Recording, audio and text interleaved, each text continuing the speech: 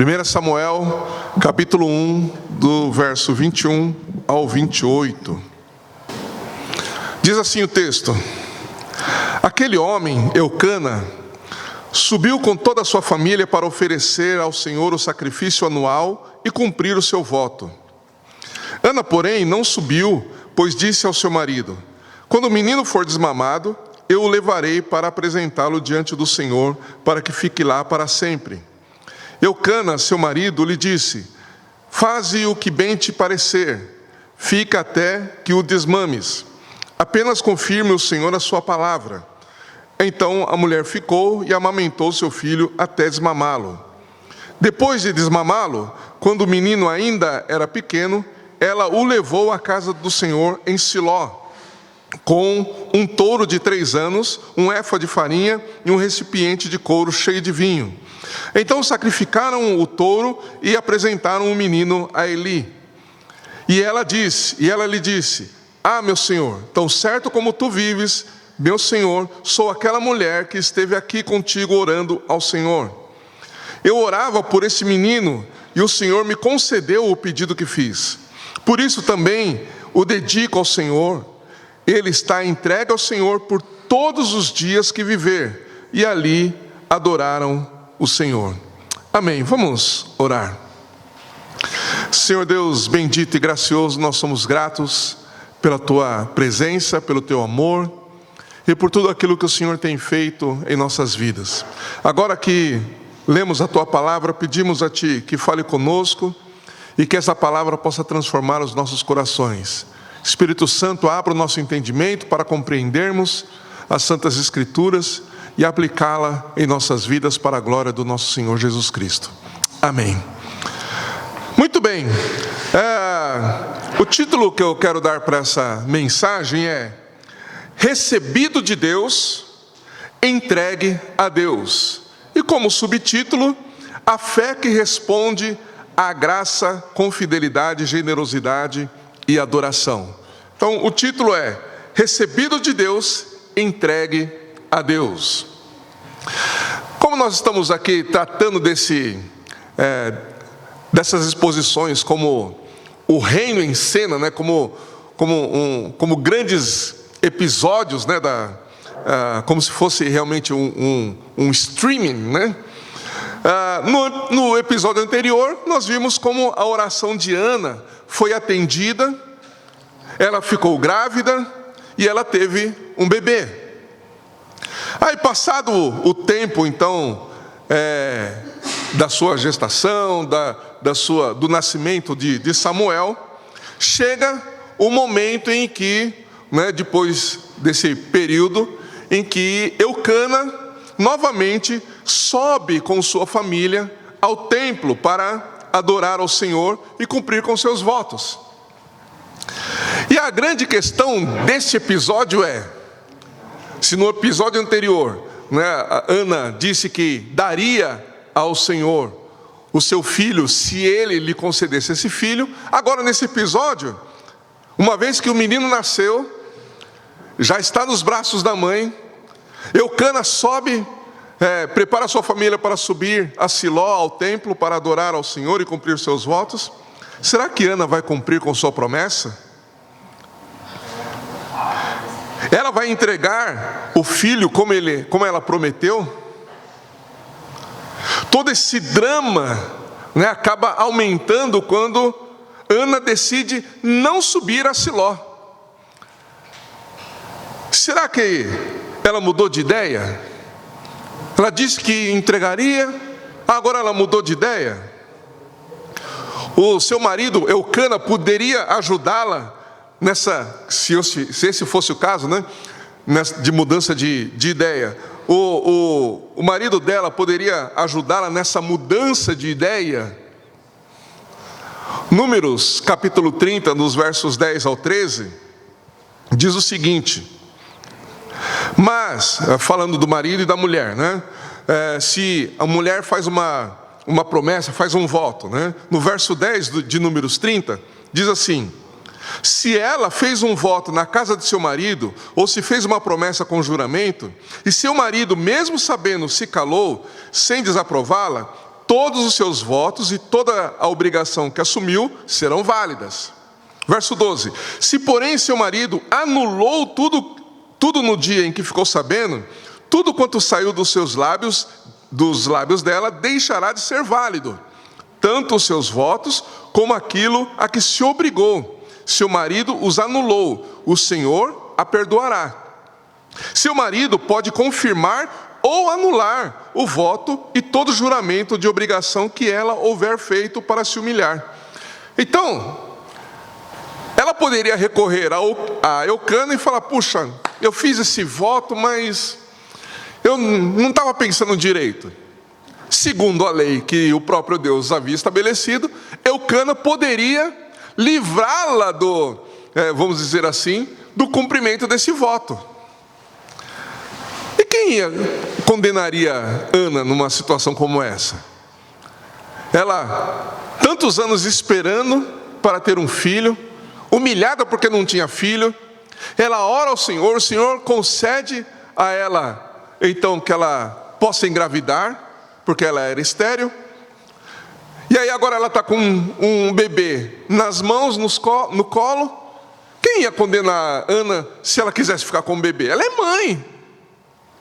Ela é mãe, ela ama o seu filho. Quem poderia condenar? Ninguém condenaria Ana. Se ela recorresse a Eucana e pedisse: me livra desse voto. Segundo a lei, Eucana poderia fazer isso. E o texto de Números que eu li, no verso 12, diz: e o Senhor a perdoará. Então, Eucana poderia livrá-la e ela podia pedir isso para Eucana. Mas ela não faz isso. Mas ao não subir para Siló, será que Ana queria ganhar um pouco mais de tempo? Ela falou: não, deixa eu ganhar mais tempo aqui, para eu ficar mais tempo com o menino, para eu ficar mais tempo com o meu filho amado, né? Eu vou cumprir minha promessa, eu vou cumprir. Mas no meu tempo. No meu tempo.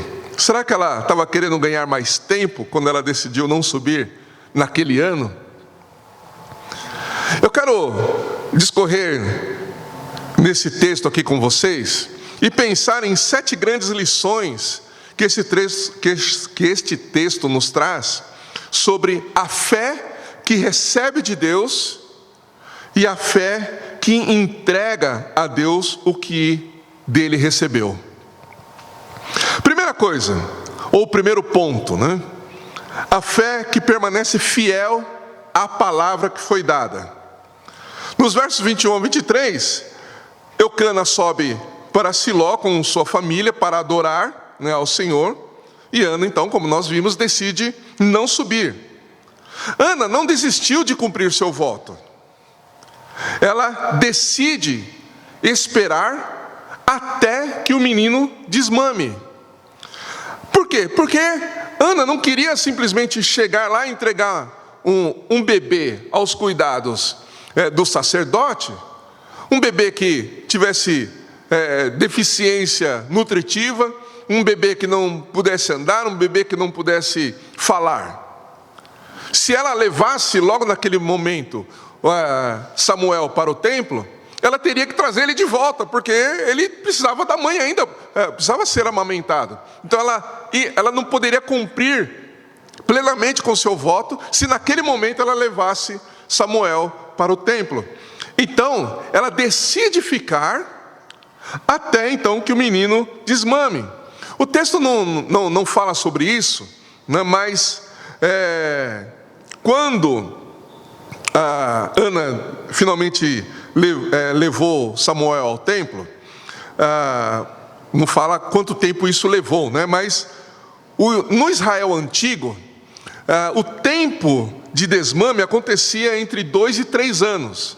Hoje em dia, né, nos tempos modernos, isso acontece com menos tempo, né? Às vezes com 1 ano a mãe já desmama, né, o bebê. Mas naquela época levava-se de 2 a 3 anos, né? Em algumas famílias levavam até 4 anos, né? Tudo bem que se a gente pensar no interior aqui do Brasil, né, tem criança trabalhando e está lá de pé mamando na mãe, né? Mas a questão é que, muito provavelmente, Ana, esse período de desmame durou cerca de 3 anos, né? E esse foi o período em que Ana cumpriu com as suas responsabilidades maternas. Ela não só amamentou, como ela ensinou ou ajudou Samuel a andar, ensinou ele a falar, e ensinou as coisas básicas ali para ele, né, para que ele pudesse ter uma, mesmo que limitada, mas uma pequena independência, né? Ela poderia esperar mais tempo, até que Samuel, por exemplo, alcançasse a maturidade e tomasse sua própria decisão de ir para o templo. Mas o que ela faz? Ela cumpre fielmente o seu voto. Assim que Samuel foi desmamado e podia andar, falar, então ela o levou para o templo. Ao cumprir esse voto, parece que Ana estava impondo a sua própria vontade, né, sem dar a Samuel o direito de decidir. Não parece isso? Né? Samuel decidiu alguma coisa? Falou, não quero ir. Já viu os pais, né, que já tem criança um pouco maior, né, quando vai a primeira vez para o prézinho, né? Vai levar para o prézinho lá, a criança pequenininha, não, pode entrar. Aí a criança, não quero. E agarra na perna da mãe e tal, né? Com a gente lá em casa não foi bem assim, né? A Andréia levou a Júlia, por exemplo, né, o primeiro dia, né, para o prézinho. Aí a Andréia naquela expectativa, né? Ai, será que ela vai chorar? Será que isso? Abriu a porta do prézinho, ela entrou lá, já começou a fazer amizade com as crianças, nem olhou para trás. Mas, veja, voltando ao nosso texto aqui, Samuel, ele não teve essa chance de escolher, não quero ir e tal. Ela simplesmente foi lá, levou e entregou Samuel, né, como ela havia prometido, ela estava cumprindo com o seu voto, né? Então, parece até uma imposição de Ana sobre Samuel, não lhe dando o direito de decidir. A sociedade moderna, né, moderna e anticristã, ela diz que os pais, principalmente os pais cristãos, violam o direito dos filhos quando ensinam eles ao ensiná-los, né, e conduzi-los à fé cristã. A sociedade moderna acha isso um absurdo.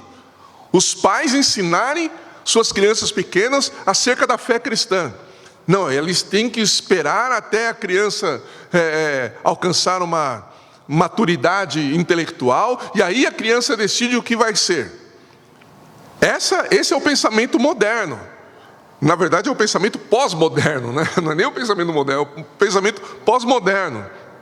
Entretanto, a Bíblia nos ensina que a Bíblia, né, que é a expressão absoluta da vontade de Deus, nos ensina, e não só nos ensina, mas ordena aos pais que ensinem seus filhos a andarem no caminho do Senhor. Isso está lá em Deuteronômio. E os pais devem fazer isso com diligência contínua e exaustiva. Os pais devem ensinar os filhos a andar no caminho do Senhor exaustivamente. A Bíblia fala lá em Deuteronômio que os pais devem fazer isso quando o filho acorda, quando ele vai tomar café, quando ele vai almoçar, durante todas as refeições, caminhando, por mensagem de SMS, WhatsApp, os pais têm que incentivar e ensinar o tempo todo. Quando os filhos vão se deitar, os pais têm que ensinar, mesmo ali naquele último momento que está acordado, os pais têm a obrigação de ensinar seus filhos o caminho do Senhor, o tempo todo, com dedicação, com diligência, com amor e de forma constante. Não deve abrir nenhuma brecha no tempo, ou no dia, ou nas semanas, nos meses, nos anos, em relação a isso. Não deve haver uma terceirização desse trabalho. É uma responsabilidade dos pais. Então, em todas as ocasiões, os pais devem ensinar e aplicar os princípios e doutrinas bíblicas aos seus filhos e mostrar para eles qual o caminho que eles devem andar. Não são os filhos que decidem isso. Pelo menos não nesse momento. Não são os filhos. Essa é uma tarefa e responsabilidade confiada aos pais. Não é uma responsabilidade da igreja, não é uma responsabilidade da escola, não é uma responsabilidade dos professores, da babá, dos avós e muito menos do Estado. É uma responsabilidade dos pais. E Deus vai cobrar isso dos pais. Como a gente sempre diz, a igreja vai cooperar, a escola de alguma maneira também coopera, né? Os professores também cooperam, mas a responsabilidade da educação, do ensino, do discipulado é dos pais. Amém? É em casa que os filhos vão aprender a orar, é em casa que os filhos vão aprender sobre a Bíblia, é em casa que os filhos vão aprender como amar o próximo, é em casa que os filhos vão aprender a dividir, é em casa que os filhos vão aprender a dar, a doar, a se doar, a servir. É em casa que os filhos vão aprender como receber também, porque tem muita gente que aprendeu a dar, mas não sabe receber, né? Tem muita gente que não sabe receber, você sabia disso? Ela tem dificuldade para receber algo que alguém dá. Enquanto uns têm dificuldade para dar, outros também têm dificuldade para receber. E os dois princípios são importantes nós aprendermos. Mas, falando das crianças, é em casa que isso se aprende. Então esse é o primeiro ponto que eu quero destacar aqui para você. A fé de Ana fez com que ela cumprisse com sua palavra. E no tempo certo, depois de ter cumprido com todas as suas obrigações de mãe, ela chegou diante do Senhor, foi lá ao templo e entregou o seu filho.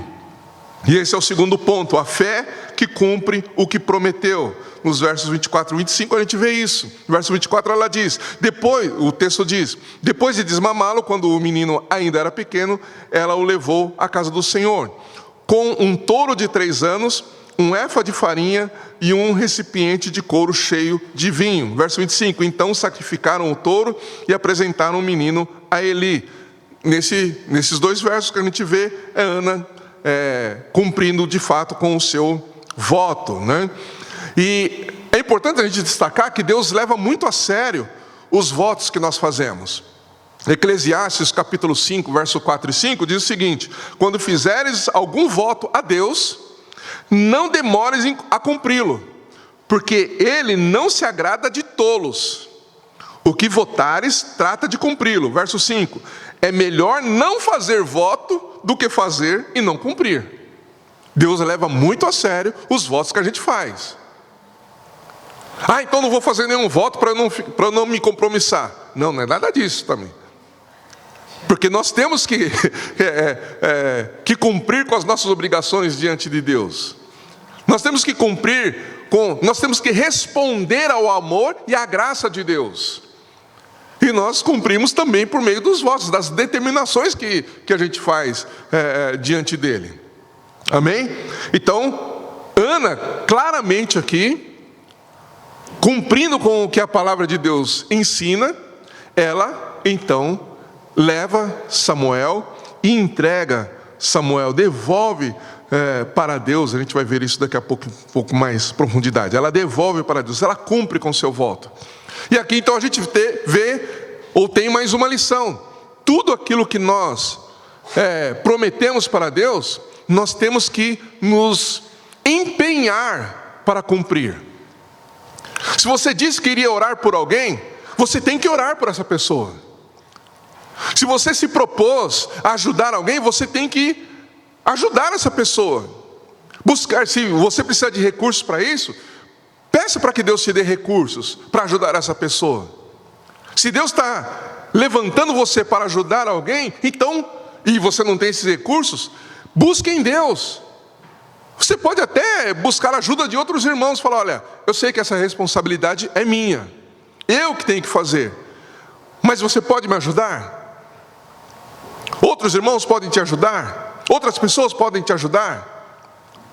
Então busque essa ajuda, mas cumpra com aquilo que você se comprometeu. Se você, como eu disse, se propôs a orar por alguém, procure saber como está essa pessoa enquanto você ora. Se você pediu oração para alguém, você também tem um compromisso com essa pessoa, de dar para ela informação de como você está. Olha, eu ainda não venci. Olha, Deus ainda está trabalhando. Olha, eu ainda não obtive resposta. Vamos continuar orando. Eu creio que Deus vai fazer. Percebe? Nós precisamos cumprir com aquilo que a gente se comprometeu. Se comprometeu com alguma coisa? Cumpra. Não faça votos de tolos, como disse Eclesiastes no capítulo 5, que eu li há pouco. E o terceiro ponto, a fé que responde à graça com generosidade. Ana, ela não só se apresentou no templo depois de 3 anos para entregar o seu filho Samuel ao serviço do Senhor. Ela também levou uma oferta. Ela levou um sacrifício. E a sua oferta, o seu sacrifício, não estava limitado àquilo que era prescrito e exigido pela lei. Ela foi generosa na sua oferta e no seu sacrifício. A segunda parte do verso 24 diz que ela levou um touro de 3 anos, um efa de farinha e um recipiente de couro cheio de vinho. Quero só abrir um parênteses aqui para essa questão do touro de 3 anos, né? Há uma divergência, né, entre os estudiosos e algumas traduções, quanto no que diz respeito à quantidade de animais oferecidos.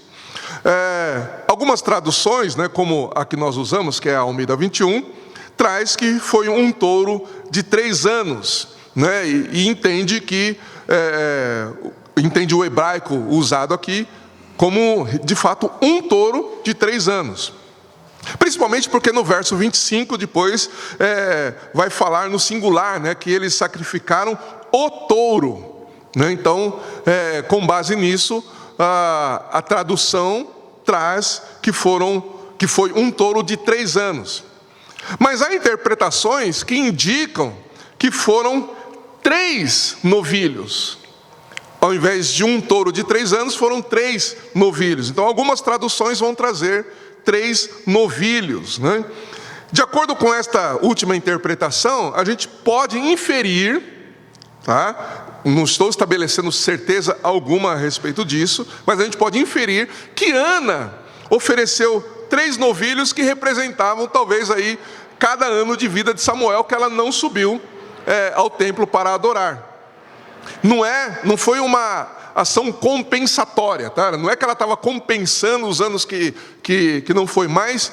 A gente vai ver daqui a pouco que Ana, ela tinha uma profunda gratidão a Deus por ter sido respondida em sua oração e por o milagre ter acontecido na vida dela. Então, se considerarmos que ela levou 3 novilhos, então pode ser que ela tenha escolhido um novilho para cada ano de vida de Samuel, em que ela evidentemente não subiu ao templo para adoração.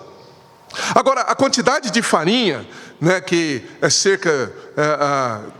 fala aqui de um efa, né? Um efa de farinha representava mais ou menos 22 litros, né, em termos de litragem, né, representava praticamente 22 litros, né? E o odre de vinho, ele tinha cerca de 20 litros. E por que essas informações são importantes? Porque um efa de farinha, ou cerca de 22 litros, né, de farinha, um saco com 22 litros de capacidade, e um odre de vinho com capacidade de 20 litros, apontam para uma equivalência a 3 novilhos oferecidos. Então, é como se essa quantidade ela levou baseada nos 3 novilhos, né?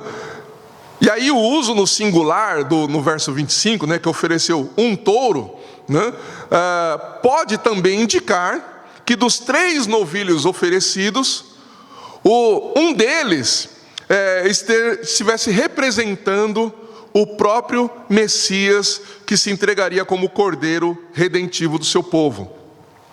Como eu disse, e eu quero frisar aqui, são inferências minhas, não? A gente não pode afirmar com clareza, com absoluta certeza de que foi isso. Mas, fazendo essa inferência com base nessa tradução de que foram 3 novilhos, a gente pode considerar que, provavelmente, se foi isso mesmo, Ana ofereceu um dos novilhos, representando o Messias que haveria de vir, e se entregaria como o cordeiro redentivo do seu povo. E o grande destaque que eu quero dar aqui em tudo isso é que Ana, ela foi, com suas ofertas, ela foi extraordinariamente generosa.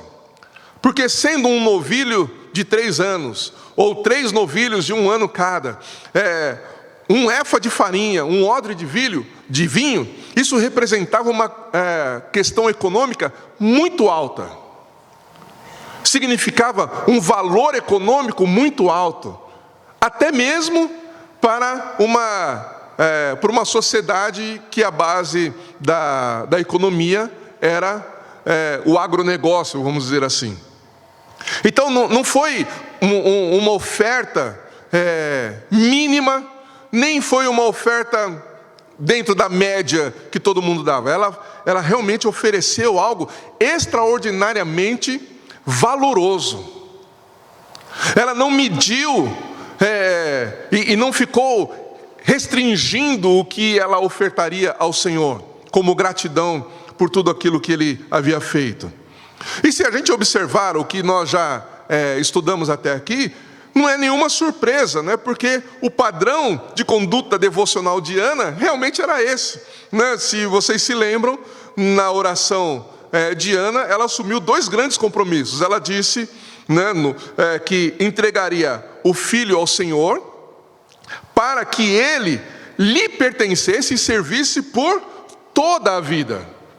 Então Ana, quando orou e antes mesmo de ter sua oração respondida, já disse o que faria, ela disse que entregaria o seu filho para que o seu filho servisse por toda a vida. Ana também assumiu o compromisso de que o seu filho nunca, que o cabelo dele nunca seria cortado, né?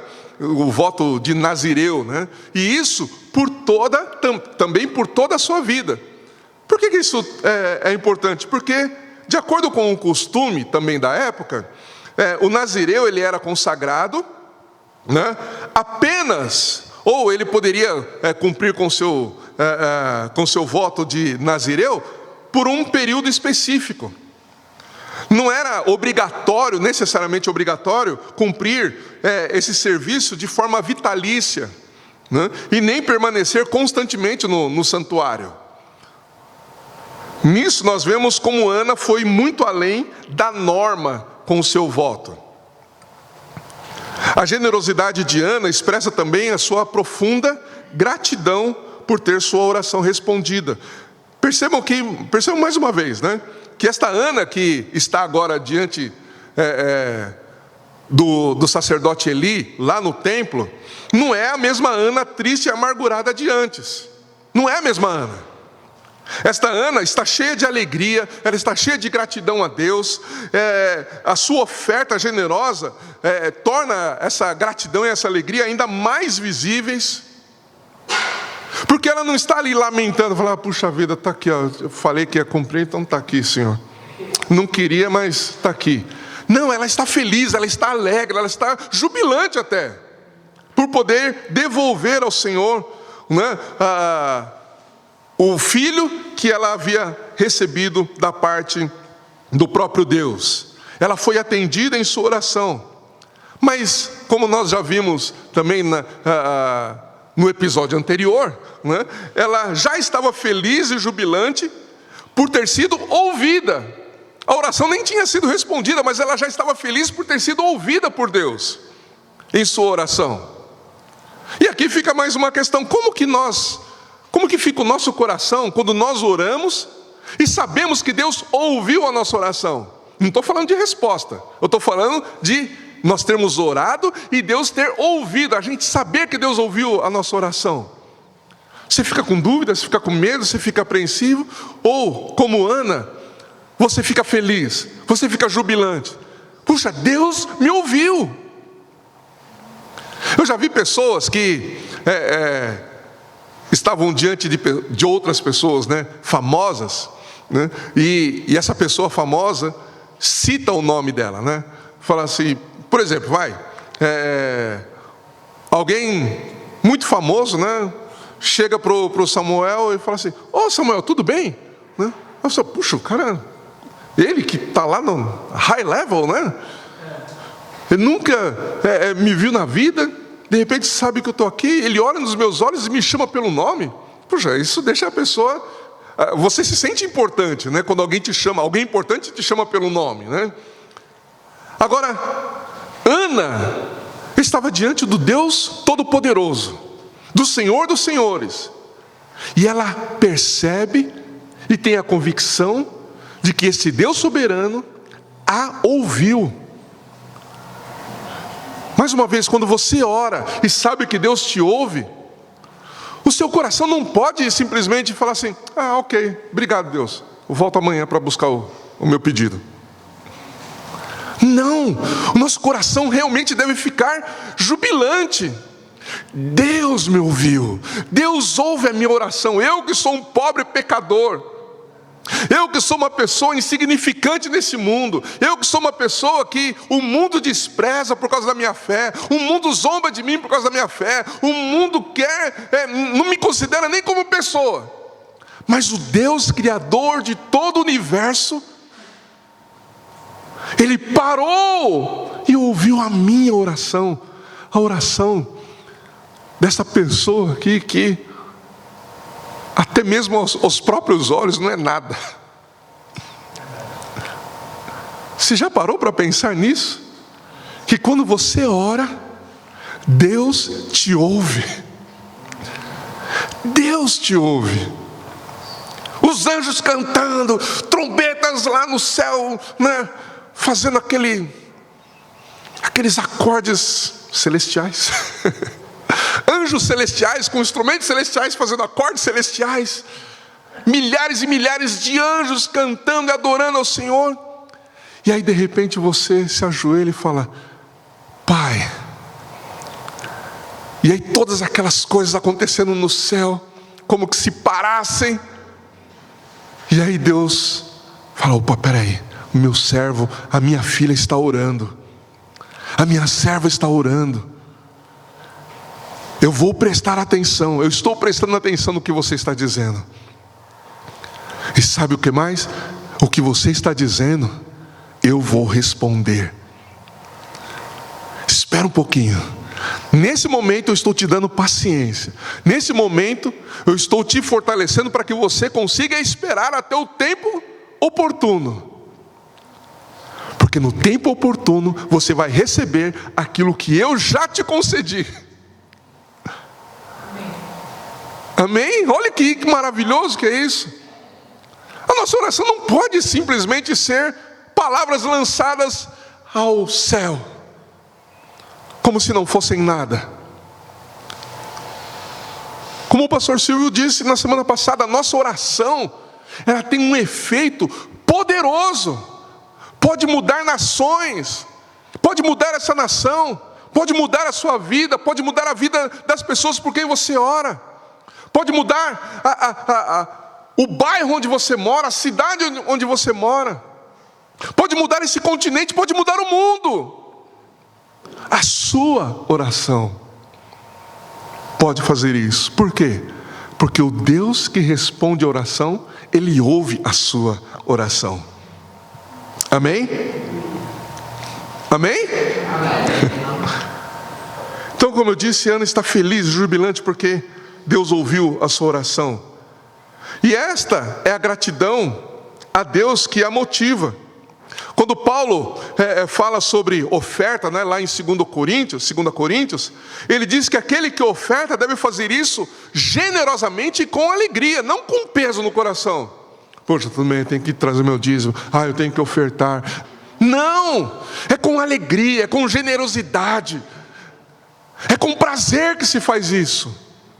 Continua dando o dízimo, continua dando as ofertas, mas continua sendo generoso, ou passa a ser generoso nas ofertas. Mas o ponto que eu quero destacar aqui, mais uma vez, e eu estou gastando tempo nisso, porque é importante, é que Ana foi extremamente generosa na sua oferta, e nós não podemos ser limitados quando nós ofertamos ao Senhor. Nós não podemos limitar, nós não podemos medir, falar assim, não, está aqui, eu posso ofertar 10, mas vou dar só 5. Não, se você pode dar 10, dê 10.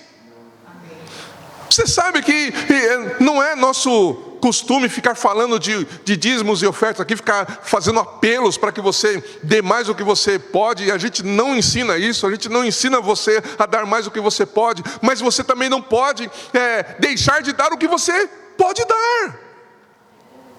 Você não pode reter mais do que você pode. Porque se Deus é generoso com você, você também deve ser generoso com o corpo de Cristo, com a obra de Cristo. Seja generoso. Ana foi extremamente generosa, porque isso foi a sua resposta à graça generosa de Deus sobre a vida dela. E o que ela entrega? Ela entrega o único filho. O que Ana ofereceu, o trigo, o vinho, já era muito superior ao que era comumente oferecido. Mas ela vai além de uma generosa oferta e sacrifício.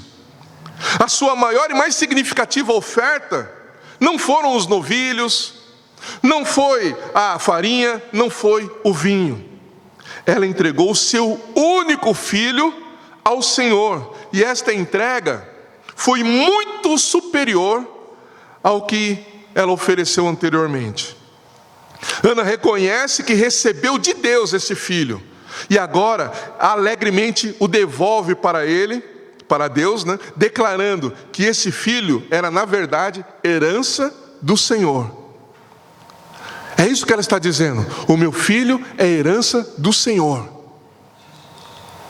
E isso tem um significado muito profundo, porque quando ela diz que esse filho, Samuel, era herança do Senhor, ela também está dizendo para Eucana o seguinte: Eucana, esse nosso filho aqui é herança do Senhor, ok? Significa também que ele não vai ter parte na herança que vem de você. Ele vai ter parte na herança do Senhor.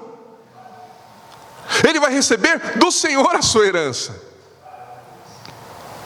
Nós estamos entregando o nosso filho, e o nosso filho vai receber do Senhor a herança. Ele não vai ter parte na herança da nossa família, ele vai ter parte na herança da família de Deus. Era isso que Ana estava dizendo. E Eucana, a gente pensa que ele é muito passivo aqui. Não, ele não é alguém passivo. Ele fala, não, tudo bem, faz como você quiser. Não, não é isso. Ele está sendo absolutamente ativo. E a gente vai ver daqui a pouco. Ele concorda com ela, porque ele percebe que é uma direção vinda de Deus. Lembra que no primeiro episódio aqui dessa série, nós vimos que essa família é uma família sacerdotal. Amém? E aí eu chego no quarto ponto, a fé que reconhece. Que reconhece o quê? O que recebi veio do Senhor. Nos versos 26 a 28 é o que nós vamos ver. Ana entrega seu filho, mas observe como ela faz isso. Ela diz ao sacerdote Eli: eu orava por esse menino, verso 27, e o Senhor me concedeu o pedido que fiz. Ela não diz, eu consegui ter um menino, mas ela diz, o Senhor me concedeu. Ela reconhece Samuel como uma dádiva das mãos de Deus, e por isso ela o devolve a ele. Ela não está simplesmente dando para Deus, ela está devolvendo para Deus. Então tudo o que nós recebemos, a lição aqui, nesse quarto ponto, é que tudo o que nós recebemos de Deus deve ser reconhecido como pertencentes a Ele. Tudo que nós recebemos de Deus, os filhos, Os recursos financeiros, os recursos materiais, tudo pertence a Ele. Não é nosso. Nós somos mordomos. Nós temos a responsabilidade de cuidar e cuidar bem. De usar aquilo que Deus nos deu, mas usarmos adequadamente. Não dissolutamente. Não para o nosso prazer, mas para a glória dEle. Amém? O quinto ponto. A maior oferta, como eu disse, não foram os novilhos. E aqui eu quero fazer alguns destaques, né? Os novilhos foram importantes? Sim. A farinha foi importante ali no momento da oferta? Sim. O vinho foi importante? Sim. A gente poderia até fazer algumas outras associações aqui, mas eu não quero me prolongar muito, porque eu já falei bastante, ainda faltam 2 pontos. A maior oferta estava evidentemente nos braços de Ana, que era o seu filho único. O filho que ela pediu, que ela esperou, e o filho que mudou a sua vida. Agora ela o entrega com alegria ao Senhor e o dedica por todos os dias da sua vida. O texto, no verso 28, diz que eles, depois dessa entrega, eles adoraram ao Senhor. E assim, como a sua oração, esta entrega mudou a nação e mudou o mundo. Porque a partir de Samuel, as coisas mudam para Israel e mudam também para toda a humanidade. O ponto 6 que eu quero destacar, e depois eu vou juntar tudo, você vai entender. O ponto 6 é que nós vemos uma família, como nós vimos no primeiro episódio dessa série, uma família sacerdotal preparando um filho para servir ao Senhor. No final desse capítulo, que nós estamos agora, o capítulo reforça o que já foi dito. Nós estamos diante de uma família sacerdotal que nos ensina muito. Samuel nasceu em um ambiente familiar onde havia oração, adoração, sacrifício, compromisso com Deus, liderança espiritual, porque Eucana liderava a sua família espiritualmente. Havia diálogo entre marido e mulher. Ana não fez as coisas de forma independente. Ela comunicou isso a Eucana. Eucana ouviu a sua esposa e concordou com ela. Então foi uma decisão conjunta.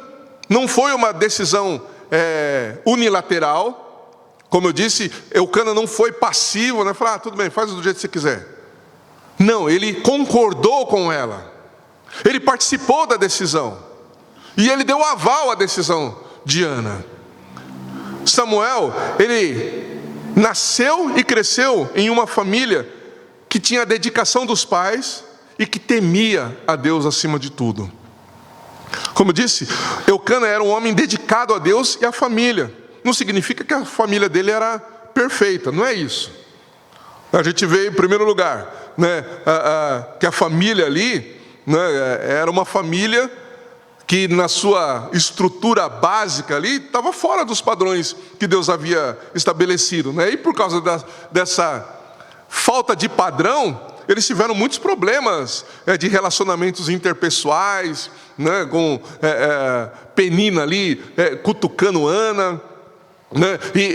Eles tiveram problemas sociais, problemas espirituais, que poderiam ter sido evitados se eles tivessem estruturado a família dentro dos padrões de Deus.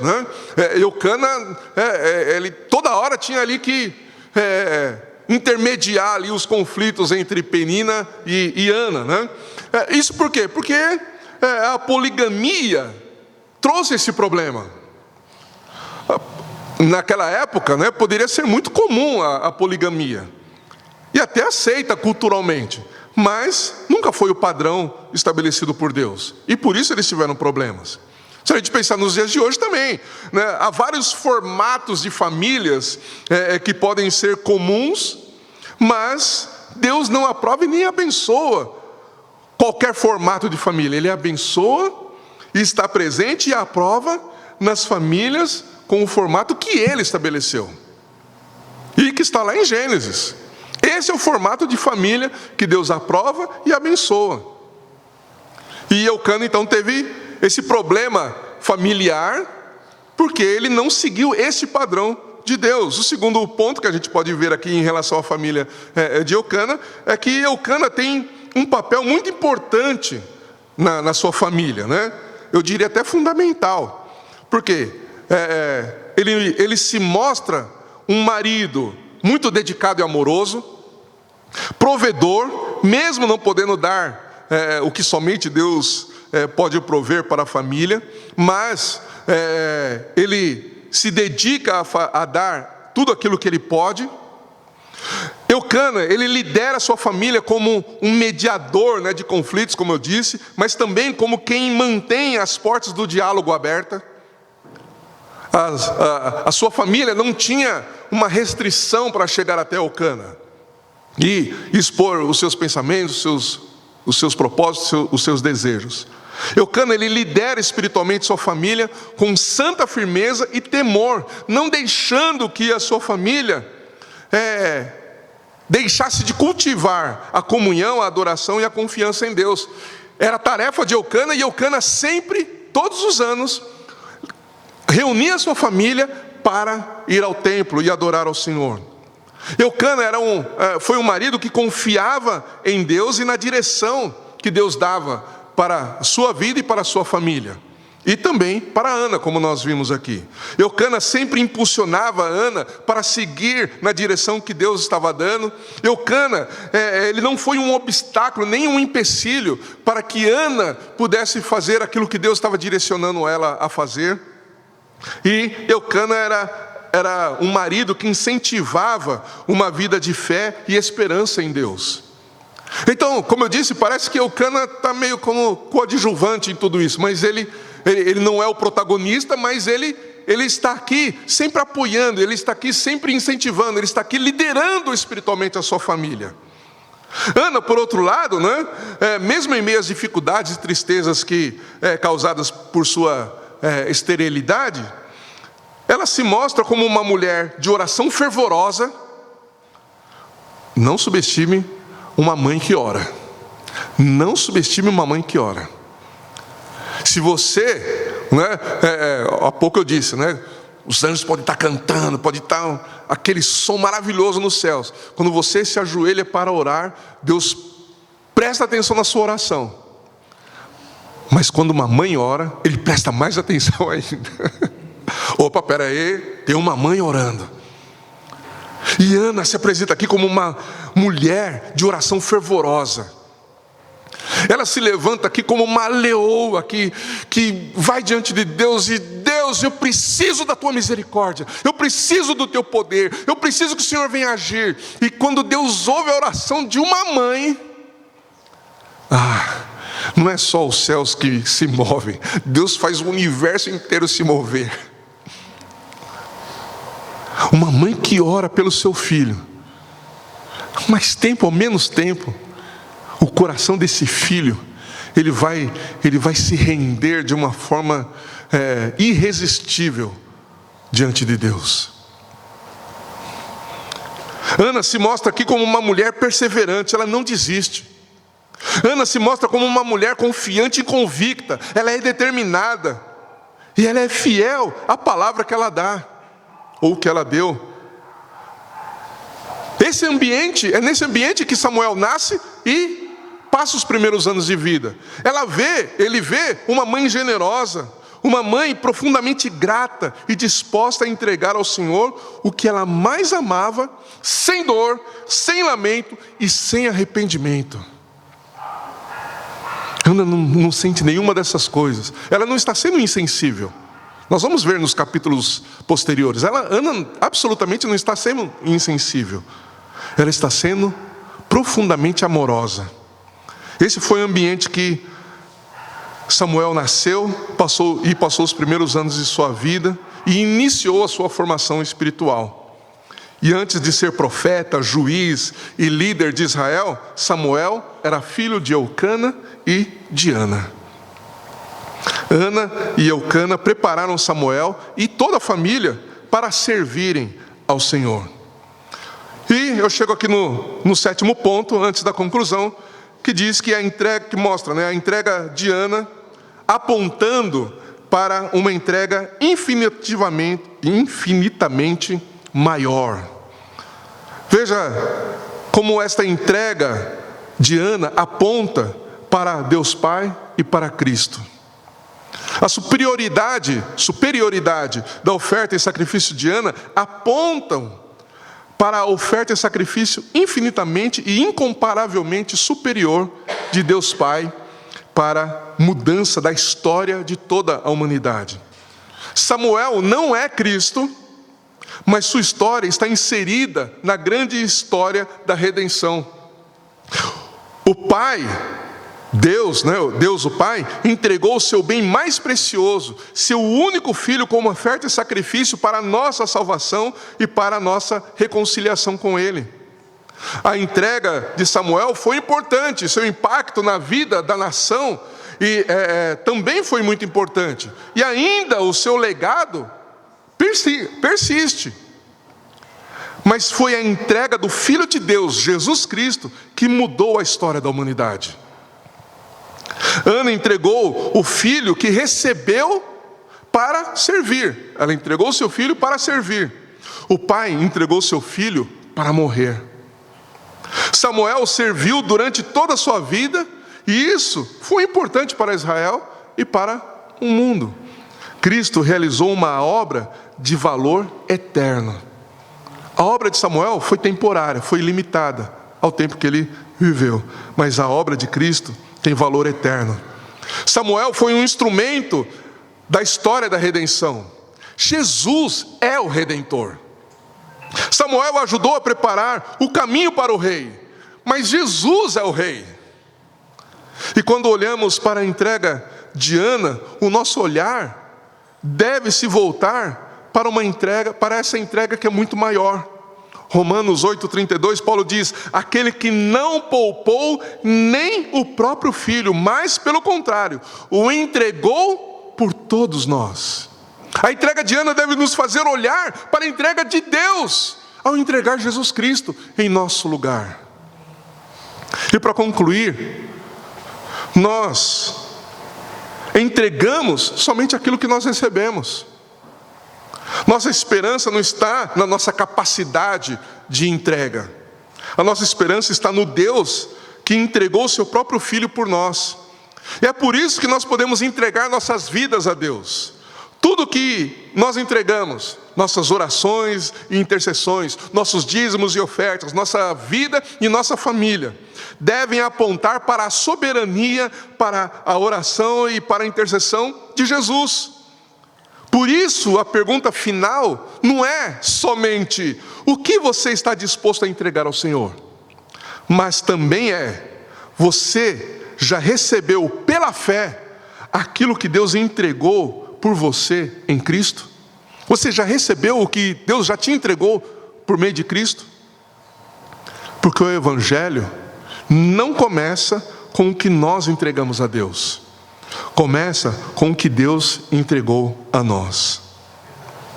As nossas ofertas e sacrifícios devem ser fiéis, generosos e devem apontar para o insuperável sacrifício do Pai ao entregar seu único Filho, Jesus Cristo, para a salvação de todo aquele que crê.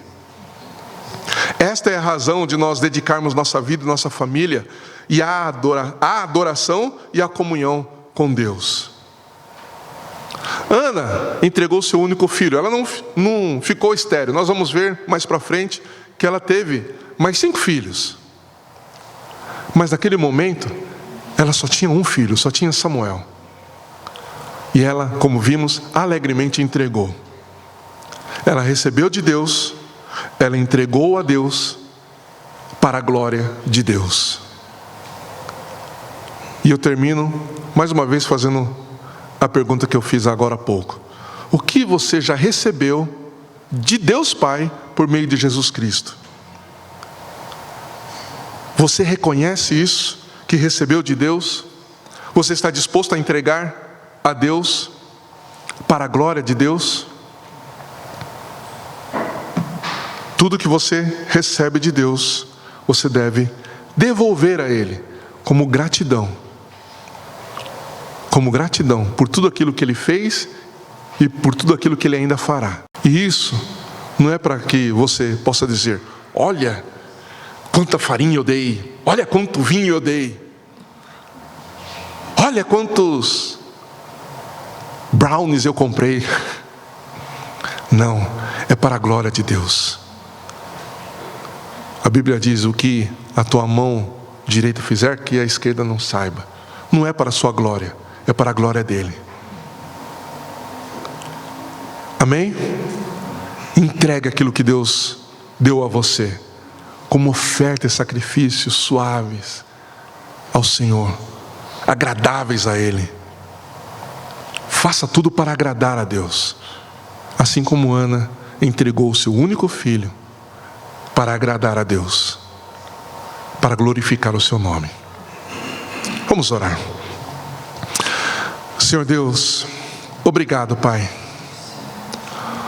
Obrigado por permitir que aquilo que o Senhor fez na vida de Ana, o milagre que o Senhor realizou na vida de Ana, e a maneira como ela lidou com esse milagre, aquilo que ela recebeu e como ela entregou isso, devolvendo ao Senhor. Obrigado porque o Senhor fez com que estas verdades e essa história chegasse até nós para que pudéssemos aprender com Ana e com Eucana, com esta família sacerdotal, que apesar das imperfeições, era uma família dedicada ao Senhor.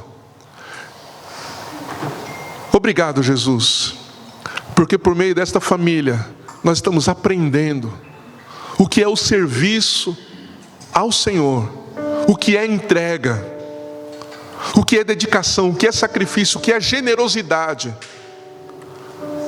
E o que eu te peço, Espírito Santo, é que através da generosidade e entrega de Ana, nós também possamos aprender a ser generosos e dedicados como ela foi, que nós possamos ser confiantes como Ana foi, que nós, ó Pai, possamos aprender a liderar espiritualmente as nossas famílias, como Eucana liderou espiritualmente a sua família.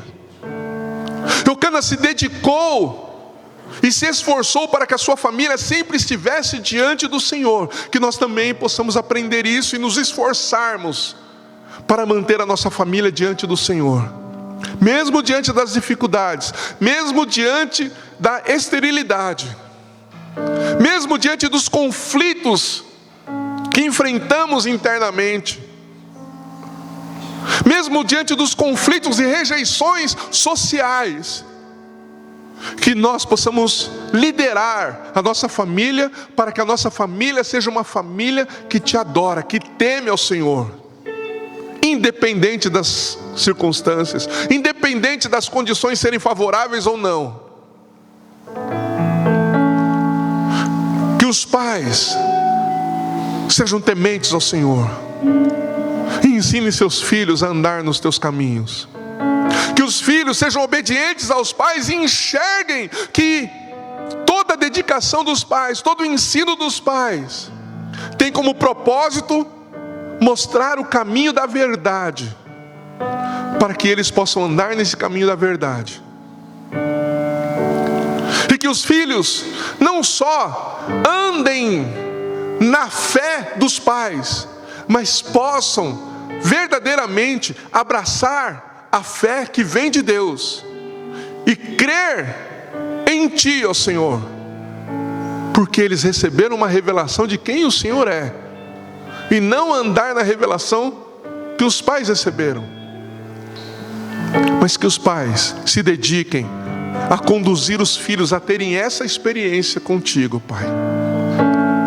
Abençoe os maridos, abençoe as esposas, abençoe os filhos, em nome de Jesus, em nome do Senhor Jesus Cristo.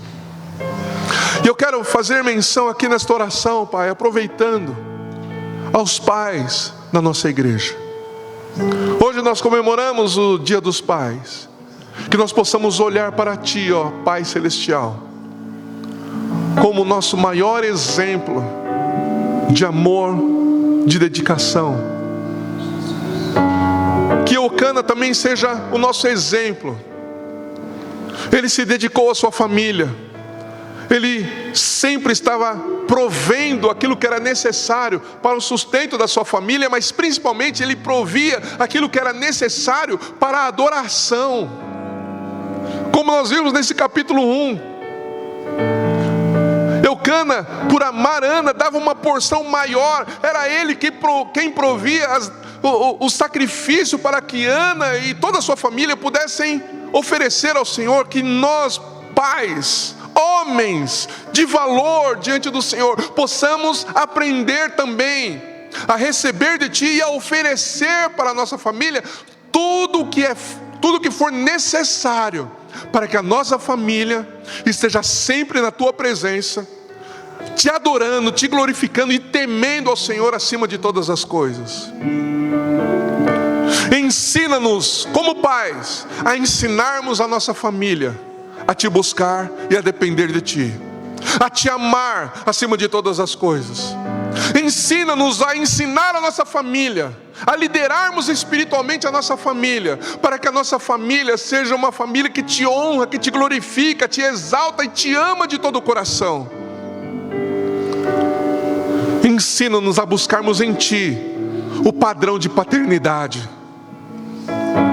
Dá-nos a sabedoria necessária, dá-nos a firmeza necessária, dá-nos a força necessária para resistirmos à tentação do mundo que nos leva ou que quer nos levar a sermos pais fracos. Não, nós dizemos não para o padrão deste mundo e abraçamos o padrão que o Senhor estabeleceu de paternidade. Nós seremos os pais que nós vemos como exemplo no Senhor. E os nossos filhos, ao olharem para nós, verão não pais excelentes, mas verão o Senhor, a Tua glória resplandecida em nós, verão o Teu rosto em nós. E quando os nossos filhos, a nossa família se voltar para Ti em oração e disser Pai, elas vão saber o que significa ser Teus filhos, o que significa o Senhor ser o nosso Pai. Porque pela Tua misericórdia e pela Tua graça, o Senhor vai usar os pais desta igreja para serem exemplos para a sua casa. Em nome de Jesus, Pai. Em nome de Jesus. Amém.